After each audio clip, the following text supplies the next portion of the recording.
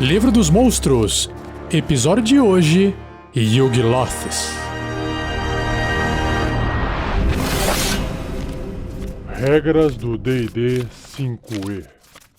Uma produção RPG Next.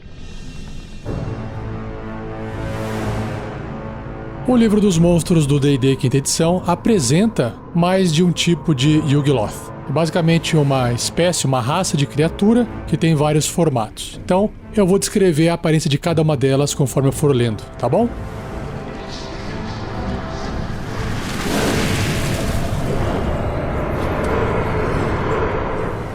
Descrição que o livro traz, então, sobre os Yugoloths. Os Yugoloths são corruptores, Fiends, em inglês, inconstantes que habitam os planos de Aqueronte, Dina, ou Gina, G-E-E-N-A, Hades e Cárcere. Eles agem como mercenários e são notórios por suas mudanças de lealdade. Eles são a encarnação da avareza. Antes de servir sob a bandeira de qualquer um Yugoloth faz a única pergunta em sua cabeça: o que eu vou ganhar? Crias de Gina, ou Gina, em inglês também é Gehenna, G-E-H-E-N-N-A, que eu acho que até fica melhor falar Gehenna, né? Os primeiros Yugoloths foram criados pela Irmandade das Bruxas da Noite em Gehenna. Acredita-se amplamente que Asmodeu, o Senhor dos Nove Infernos, encomendou o trabalho na esperança de criar um exército de corruptores que não fossem presos aos Nove Infernos. No curso da criação desse novo exército, as bruxas construíram 4 tomos mágicos e gravaram o nome verdadeiro de cada Yugoloth que elas criaram, exceto um, o General de Gehenna. Esses tomos foram chamados de Livros de Custódia. Já que saber o nome verdadeiro de um corruptor confere poderes sobre ele, as bruxas usaram os livros para garantir a lealdade dos Yugoloths. Elas também usaram os livros para capturar os nomes verdadeiros de outros corruptores com quem cruzaram. Dizem os rumores que os livros de custódia contêm o nome verdadeiro de alguns lordes demônios e arquidiabos também. Ciúmes triviais e brigas infindáveis fizeram a Irmandade se dissolver e na tomada de poder que se seguiu, os livros de custódia foram perdidos ou roubados. Não servindo a mais ninguém, os Yugoloths ganharam independência e agora oferecem seus serviços pelo pagamento mais alto. Até alguém encontrar o livro de volta aí, né? E voltar a comandar eles. Corruptos mercenários. Os Yugoloths invocados exigem muito pelo seu tempo e lealdade. O que quer que um Yugoloth prometa, ele descumpre rapidamente quando uma oportunidade melhor aparece para ele. Diferente dos demônios, os Yugoloths podem ser razoáveis, mas diferente dos diabos, eles raramente cumprem suas palavras. Os Yugoloths podem ser encontrados em qualquer lugar, mas os altos custos para manter a lealdade de um exército Yugoloth geralmente excede o que qualquer general do plano material pode pagar. Por serem criaturas egoístas, os Yugoloths brigam entre si constantemente. Um exército Yugoloth é mais organizado que uma horda voraz de demônios, mas é menos ordenado e regimentado que uma legião de diabos. Tá no meio termo ali, né? Sem um líder poderoso para mantê-los na linha, os Yugoloths lutam simplesmente para saciar suas predileções violentas e somente enquanto isso lhes trouxer algum benefício. De volta a Gehenna. Quando o Yugoloth morre, ele se dissolve uma poça de pus e se reforma com sua força total da eternidade gélida de Gehenna. Apenas em seu plano nativo o Yugoloth pode ser destruído permanentemente. Um Yugoloth sabe disso e age de acordo. Quando é invocado para outros planos, um Yugoloth luta sem se preocupar com seu bem-estar. Em Gehenna, ele está mais sujeito a recuar ou implorar por misericórdia se sua morte parecer iminente. Quando um Yugoloth é destruído permanentemente, seu nome desaparece de cada livro de custódia. Se um Yugoloth for recriado por meio de um ritual profano que exija o uso de almas, seu nome reaparece nos livros. Os livros de custódia. Quando todas as 4 cópias dos livros de custódia desapareceram, Asmodeu e as Bruxas da Noite perderam o controle sobre a criação dos Yugoloths. Cada livro de custódia ainda existe, mudando de plano para plano, onde os bravos e os tolos ocasionalmente os encontram por acaso. Um Yugoloth, invocado usando seu nome verdadeiro como escrito nos livros de custódia, é forçado a servir seu invocador obedientemente. Um Yugoloth odeia ser controlado dessa maneira e não tem vergonha de demonstrar seu descontentamento. Como uma criatura petulante, ele irá seguir as instruções ao pé da letra enquanto busca oportunidades de interpretá-las mal. O General de Gehenna. Em algum lugar nos desertos de enxofre de Gehenna, perambula um Ultroloth, tão forte que ninguém contesta seu poder, o General de Gehenna. Muitos Yugoloths buscam por esse grande general na esperança de servir com ele. Eles acreditam que servir com o General de Gehenna lhes garantirá poder e prestígio entre entidades planares menores. Qualquer que seja o caso, nenhum corruptor encontra o general, a não ser que ele deseje isso. Seu nome pessoal é desconhecido e mesmo os livros de custódia não têm qualquer menção a essa entidade poderosa e completamente maligna.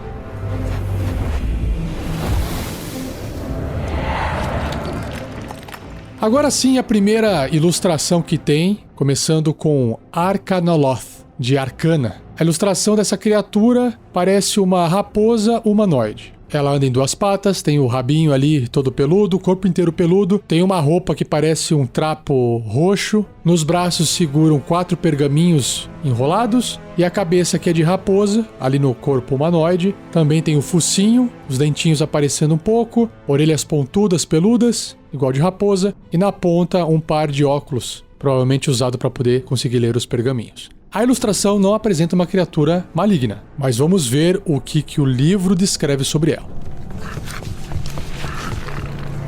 Os Arcanoths são astutos seres com cabeça de chacal, não é raposa, é chacal, e corpos humanoides. Mas eles podem usar magia para assumir qualquer forma humanoide. Eles o fazem para ganhar a confiança de criaturas com quem tem que negociar, substituindo os rosnados de chacal por sorrisos cativantes. Independentemente de sua forma escolhida, um Arcanoloth está sempre bem arrumado, vestindo robes finos. Para mim parecia um trapo ali na ilustração.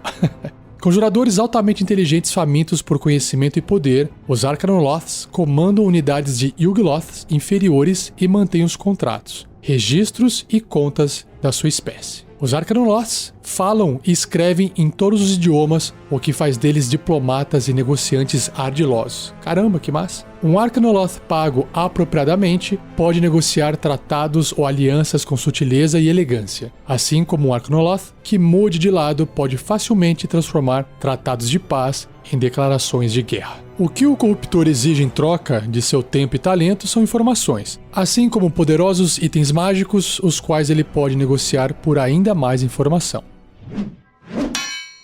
Existe também aqui um papelzinho que alguém anotou à mão a seguinte mensagem: poder. Todos nós lutamos por ele, mas apenas poucos selecionados de nós o merecem. Quem escreveu essa frase foi um Arcanoloth em sigil chamado Shimishika, o Saqueador.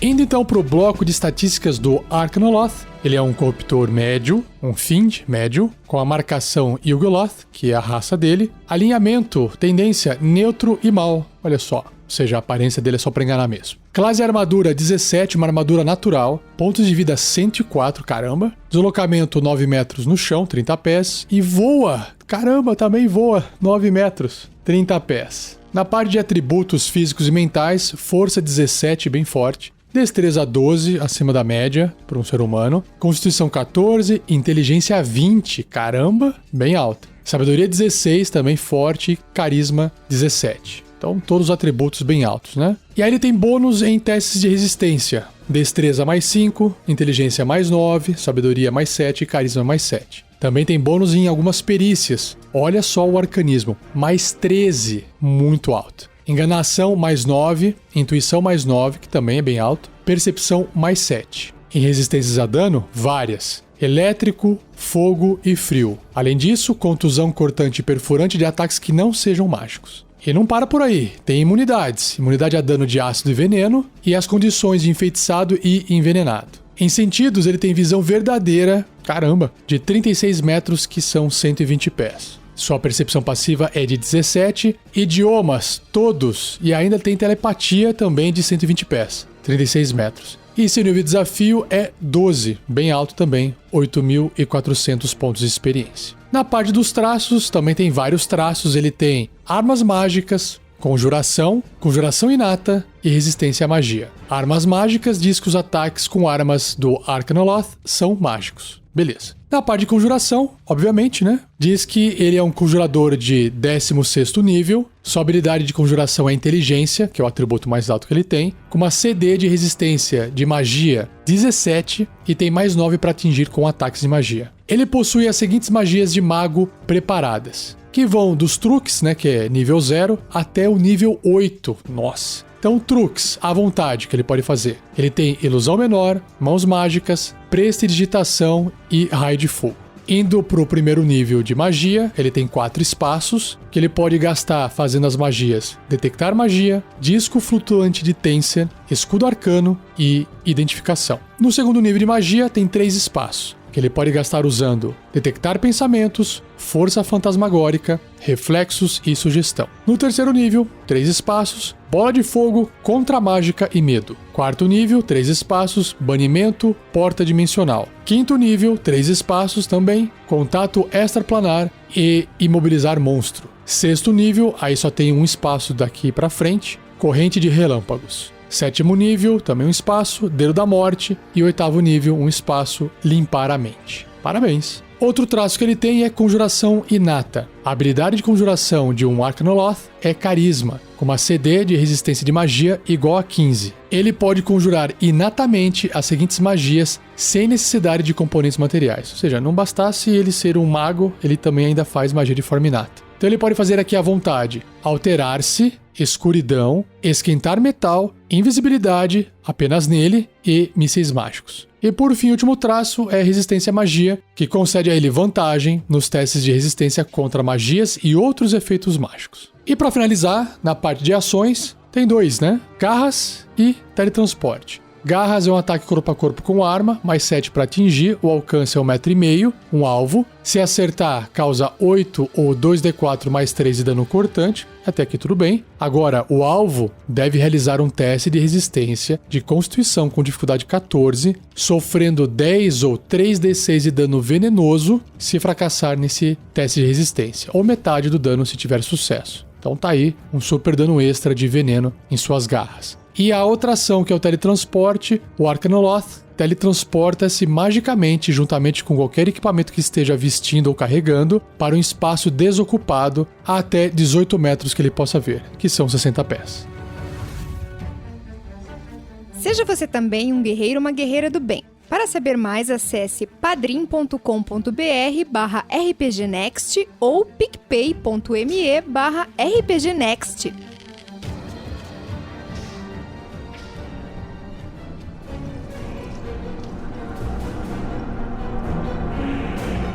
O próximo Yugoloth é conhecido como Mesoloth. E a ilustração que tem no livro dele lembra um inseto. Eu posso descrever isso. Imagina o cavalinho de Deus, só que sem as asas e sem aquela bunda compridinha. Imagina uma criatura humanoide agora, então as 2 pernas são patas de inseto, o tronco é um tronco de inseto, e aí ele tem 4 braços em cima, terminando em pinças, também de inseto. Sua cabeça também parece uma cabeça de cavalinho de Deus, mas demoníaco assim, né? Olhos laranjas grandes e o corpo dele inteiro, por ser de aparência de inseto, tem essa carapaça insectoide. E nos 2 braços mais embaixo, ele está segurando o que parece um tridente.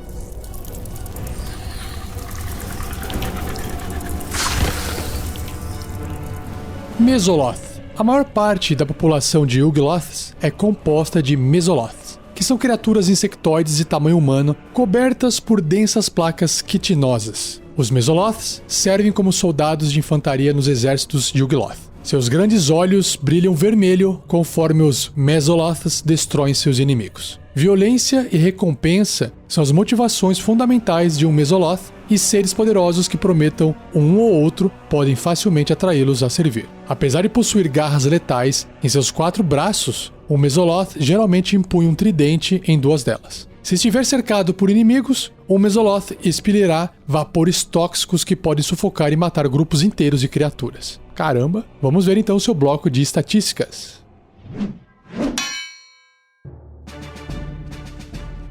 Então o Mesoloth é um corruptor médio, também um Yugoloth. neutro e mal. Sua classe de armadura é 18, caramba, uma armadura natural. Pontos de vida 75, deslocamento 12 metros ou 40 pés. Em atributos ele tem força 18, bem forte, destreza 11, ok, na média para um ser humano. Constituição 16, alta. Inteligência 7, abaixo da média, mas o suficiente para poder entender o que está acontecendo, ter consciência das coisas. Sabedoria 10 e carisma 11. Ele tem um pequeno bônus de mais 3 em percepção, mas ele tem outras resistências aqui a dano elétrico, fogo e frio e contusão cortante e perfurante de ataques não mágicos. Isso faz parte da raça, né? Mesma coisa a imunidade a dano, ácido e veneno e imunidade às condições de envenenado. Em sentidos, percepção às cegas de 18 metros, 60 pés. Visão no escuro também de 18 metros, outros 60 pés. E percepção passiva de 13. Em idiomas, ele tem abissal, infernal e telepatia de 60 pés, 18 metros. Seu nível de desafio é 5 ou 1.800 pontos de experiência. Na parte dos traços, ele é bem parecido com o Arcanoloth. Ele tem armas mágicas, conjuração inata, só que uma lista bem menor, e resistência à magia também. Então, armas mágicas, os ataques dessa criatura são mágicos. Na parte de conjuração inata, a habilidade que ele usa é carisma, com uma CD de resistência de magia 11. Ele pode conjurar inatamente as seguintes magias sem necessidade de componentes materiais. Então, 2 vezes por dia, ele pode fazer dissipar magia e escuridão. E 1 vez por dia, a névoa mortal, que é o que estava ali na descrição quando os inimigos cercam ele. E resistência à magia, já sabe, vantagem nos testes de resistência contra magias e outros efeitos mágicos. Na parte de ações, ele tem 4. Ataques múltiplos, garras, tridente e teletransporte. Ataques múltiplos. O Mesoloth realiza 2 ataques, um com suas garras e um com seu tridente. Garras e tridente, ambos são ataques corpo a corpo com arma, só que o tridente também pode ser feito à distância. Eles têm mais 7 para atingir apenas um alvo adjacente, e no caso o tridente tem a distância de 6/18 metros, ou 20/60 pés. Se a garra acertar, causa 9 ou 2d4 mais 4 de dano cortante, e se o tridente acertar, 1d6 mais 4 de dano perfurante,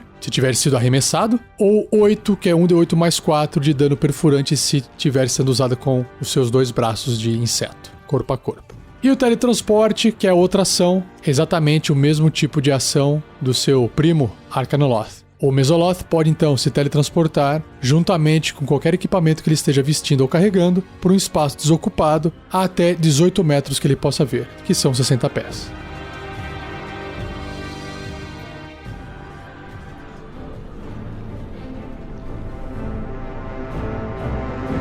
O próximo Yugoloth é o Nikaloth. Sua ilustração lembra mais um demônio dessa vez, meio gordinho, é humanoide também. Suas 2 pernas lembram mais aquelas patas de cachorro, né, que o joelho dobra para trás. Só que os dedos são 3 grandes, com unhas grandes lembrando dedos dos pés de avestruz. Ele veste tipo um saiote de couro, de pele, ele é amarelado, tem um par de asas nas costas, que tem a mesma coloração da pele dele. Sua cabeça lembra mais um gremlin, assim, um monstro, um demônio, com 2 chifres compridos, meio de bode, olhos brilhando em amarelo, orelhas pontudas para os lados, e ele está segurando um grande machado de 2 mãos ornamentado.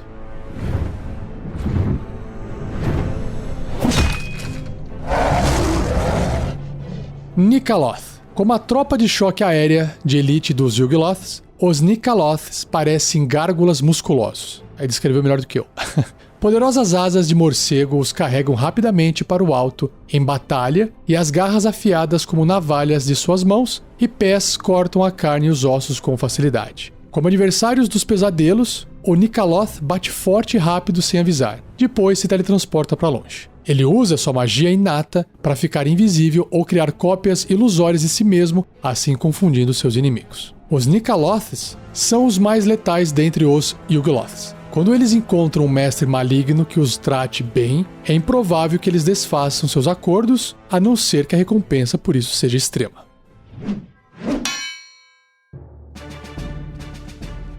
Então o Nikaloth é um corruptor grande, caramba, tipo o tamanho de um ogro, neutro e mau. Sua classe de armadura é 18, uma armadura natural, pontos de vida 123, deslocamento 12 metros se estiver no chão, 40 pés, ou 18 metros voando, que são 60 pés. Em atributos ele tem força 18, caramba, muito forte. Destreza 11, Constituição 19, altíssima, Inteligência 12, acima da média para um ser humano, Sabedoria 10 e Carisma 15, alta. Em perícias ele tem Furtividade mais 4, Intimidação mais 6 e Percepção mais 4. Resistência, aqui vai se repetir, né, a dano elétrico, fogo frio, contusão, cortante e perfurante de ataques não mágicos. Também tem imunidade a dano de ácido e veneno e imunidade à condição de envenenado. Em sentidos, percepção às cegas de 18 metros, que são 60 pés, visão no escuro de 18 metros, outros 60 pés, e percepção passiva de 14. Nos idiomas, ele tem abissal, infernal e a sua telepatia de 18 metros, que são 60 pés. Seu nível de desafio é 9, ou 5.000 pontos de experiência. Em traços, começa a se repetir, né? Armas mágicas, conjuração inata e resistência à magia. Para não ficar repetitivo, eu só vou na parte de conjuração inata, que é o que tem diferença. Vamos lá. A habilidade de conjuração que um Nikaloth usa é Carisma. CD de resistência para magia 14, ele pode conjurar inatamente as seguintes magias sem necessidade de componentes materiais. Então, à vontade, ele pode fazer detectar magia, escuridão, dissipar magia, invisibilidade apenas nele e reflexo. Indo agora para a parte de ações, ele tem ataques múltiplos, garras, machado grande e teletransporte. Ataques múltiplos. O Nikaloth realiza 2 ataques corpo a corpo ou realiza um ataque corpo a corpo e se teletransporta antes ou depois do ataque. Olha que massa. As próximas ações, né, garra e machado grande, ambos são ataques corpo a corpo com arma, mais 9 para atingir, o alcance é 1,5 m, né, adjacente um alvo. No caso, se a garra acertar, ela causa 12 ou 2d6 mais 5 de dano cortante, enquanto o machado grande vai causar 18 ou 2d12 mais 5 de dano cortante. O machado para por aí. Só que a garra tem um problema. Se o alvo for uma criatura do ataque de garra, ele deve ser bem sucedido num teste de resistência de constituição com dificuldade 16 ou sofrerá 5 2d4 de dano cortante no início de cada um dos seus turnos devido ao ferimento sobrenatural. Tipo, fica sangrando. Cada vez que o Nikaloth atingir o alvo ferido com seus ataques, o dano causado pelo ferimento aumenta em 5 ou 2d4. Qualquer criatura pode usar uma ação para estancar o ferimento com um teste bem sucedido de sabedoria medicina com dificuldade 13. O ferimento também se fecha se o alvo receber cura mágica. Caramba, bem legal. E o teletransporte é a mesma habilidade dos outros Yugoloths, né? Ele se teletransporta magicamente, juntamente com qualquer equipamento que esteja vestindo ou carregando, para um espaço desocupado que esteja até 18 metros dele, né, e que ele possa ver, ou 60 pés.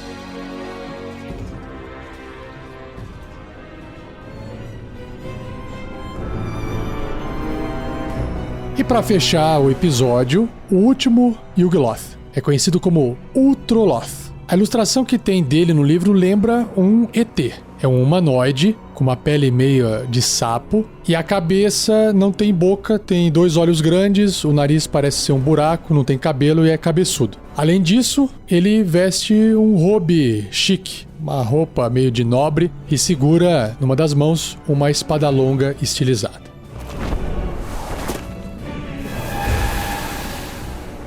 Ultroloth.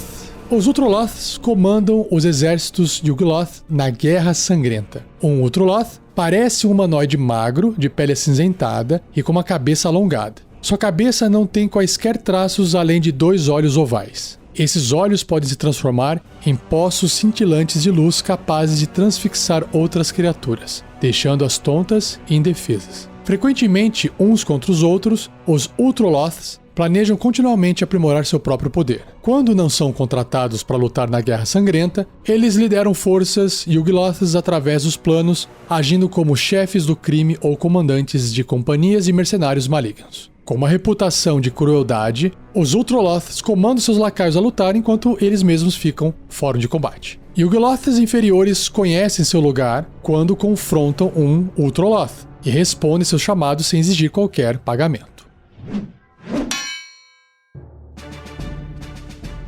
O Ultroloth é um corruptor médio, neutro e mau. Sua classe de armadura é 19, caramba, uma armadura natural. Pontos de vida 153, nossa, forte. Deslocamento 9 metros, 30 pés, como se fosse um ser humano, e também voa a 60 pés, 18 metros. Em atributos físicos e mentais, ele tem força 16, é forte, não tão forte quanto os outros, mas é forte. Destreza 16, bem mais ágil. Constituição 18, bem alto. Inteligência 18, só perdendo um pouquinho pro Arcanoloth. Sabedoria 15 e carisma 19. Então, super forte em todos os atributos, né? Em perícias, ele tem furtividade mais 8, intimidação mais 9, percepção mais 7. Ele tem as mesmas resistências a dano elétrico, fogo, frio, contusão, cortante e perfurante de ataques não mágicos. Também tem as imunidades, né, a dano, ácido e veneno, só que tem uma coisinha a mais aqui, ó. Nas imunidades a condições, ele tem amedrontado, não pode ser amedrontado, além de enfeitiçado e envenenado.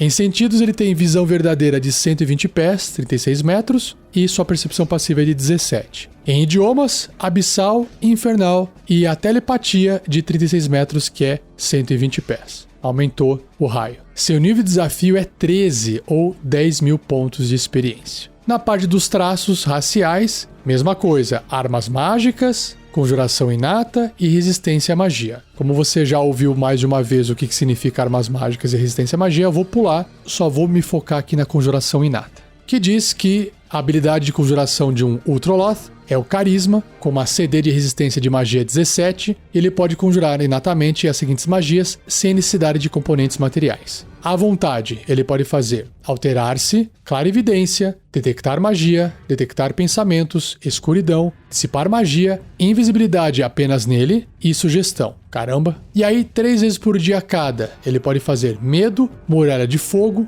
e porta dimensional. E uma vez por dia, cada uma dessas magias que são tempestade de fogo e sugestão em massa. Bem forte. Na parte de ações, para fechar o seu bloco de estatísticas, ele também tem ataques múltiplos, ele tem espada longa, olhar hipnótico e o teletransporte. Em ataques múltiplos, o Ultroloth pode usar o seu olhar hipnótico, que é uma ação, e realizar 3 ataques corpo a corpo. Caramba, super rápido, né? Então, a espada longa é um ataque corpo a corpo com arma, mais 8 para poder atingir. O alcance é 1,5 m, um alvo adjacente. Se acertar, causa 7 ou 1d8 mais 3 de dano cortante. Até aqui tudo bem. Ou 8, que é 1d10 mais 3 de dano cortante se estiver usando essa espada com 2 mãos. Até aqui também tá beleza. Agora, a ação de olhar hipnótico diz que os olhos do Ultroloth cintilam com uma luz opalescente conforme ele afeta uma criatura que ele possa ver, que esteja até 9 metros dele, 30 pés. Se o alvo puder ver o Ultroloth,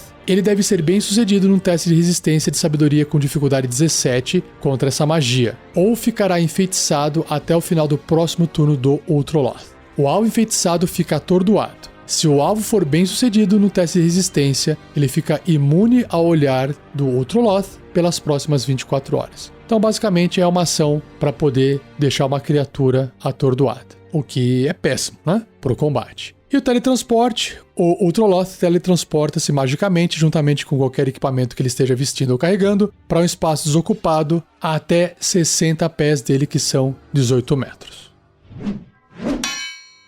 E antes de eu passar para a parte de ideia de aventura, tem um box, uma caixinha de texto aqui no livro que traz uma variação de regra chamada Invocação de Yugoloths, que diz o seguinte: alguns Yugoloths podem ter uma opção de ação que os permite invocar outros Yugoloths. E qual que é essa habilidade, então, para você poder incluir no monstro? Ela tem o nome de Invocar Yugoloth, pode ser usada uma vez ao dia. O Yugoloth escolhe o que invocar e tenta uma invocação mágica. Então tem 4 opções aqui. No caso de um Arcanoloth, tem 40% de chance de invocar um Arcanoloth. Um Mesoloth tem 30% de chance de invocar um Mesoloth. Um Nikaloth tem 50% de chance de invocar um D4 Mesoloths ou Nikaloths. E um Ultroloth tem 50% de chance de invocar um D6 Mesoloths, um D4 Nikaloths ou um Ultroloth. E para fechar, um Yugoloth invocado aparece num espaço desocupado a até 18 metros do invocador,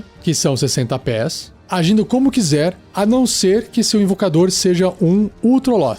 Nesse caso, ele age como um aliado dele, e não pode invocar outros Yugoloths. Ele permanece por 1 minuto até seu invocador morrer, ou até o seu invocador dispensá-lo com uma ação.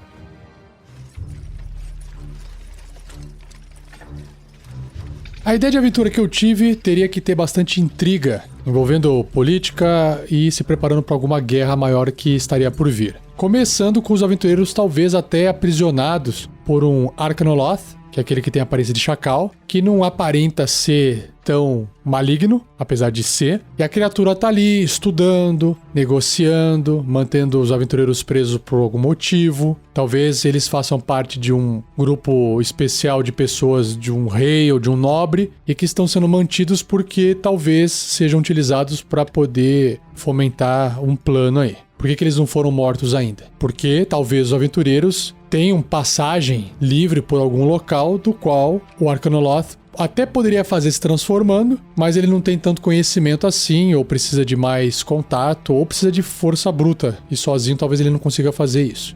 E por que ele não invoca as outras criaturas? Os outros Yugoloths, por exemplo. Porque ele ainda não quer invadir, ele ainda não quer levar a guerra, ele quer fazer uma parada política. E para isso ele tem a inteligência, para isso ele tem a diplomacia do lado dele. Então ele vai estar usando todo o poder dele para poder manipular as coisas. E os aventureiros podem ter a ciência de que isso está acontecendo e através de uma escapada, eles escapando desse local, eles podem obter documentos e informações sobre os outros Yugoloths que ele está tentando planejar. Está tentando trazer um outro Loth para poder comandar um exército de Mesoloths, por exemplo, para poder levar a guerra para algum lugar. E aí, eu acho que interessante é que talvez ele também esteja de fato atrás dos livros de custódia, porque isso é essencial para eles não serem controlados. E pode ser que algum livro tenha sido encontrado, ou tem rumores de que algum livro tenha sido encontrado, e eles estão desesperados em, sei lá, fazer esse livro desaparecer ou impedir que qualquer pessoa chegue atrás desses livros. E aí é justamente nesse ponto em que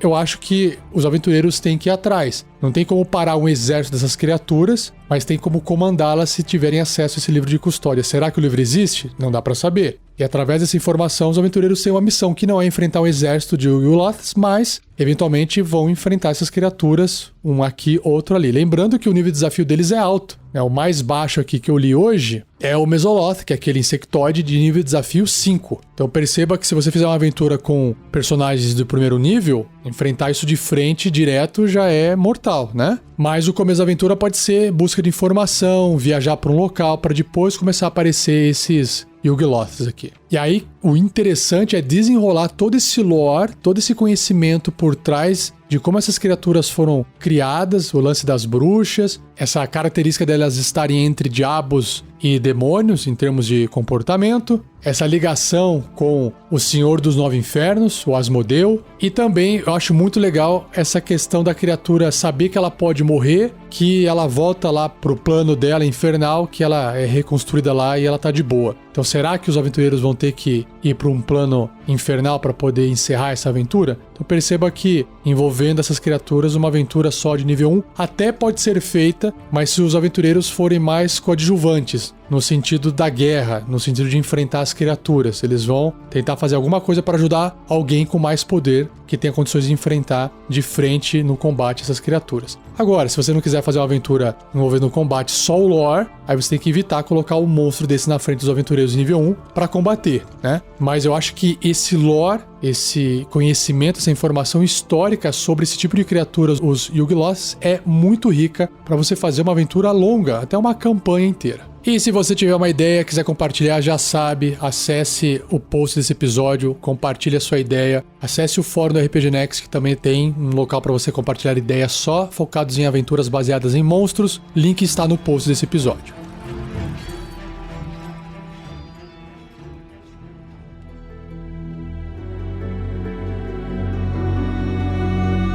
E assim eu encerro mais um episódio do Regras do D&D 5e. Espero que você tenha gostado. Não esqueça de compartilhar, deixe o joinha. Agradeça ao editor Gleico Vieira Pereira por mais uma edição fantástica. E um jabá aqui pessoal. Eu estou atuando como mestre de aluguel de RPG. Se você tiver interesse em contratar o meu serviço para poder mestrar uma aventura de RPG para você, entre em contato comigo. Existe um formulário que eu explico todas as regras. Tem tabela de preço, tudo certinho para você. Basta você digitar bit.ly/quero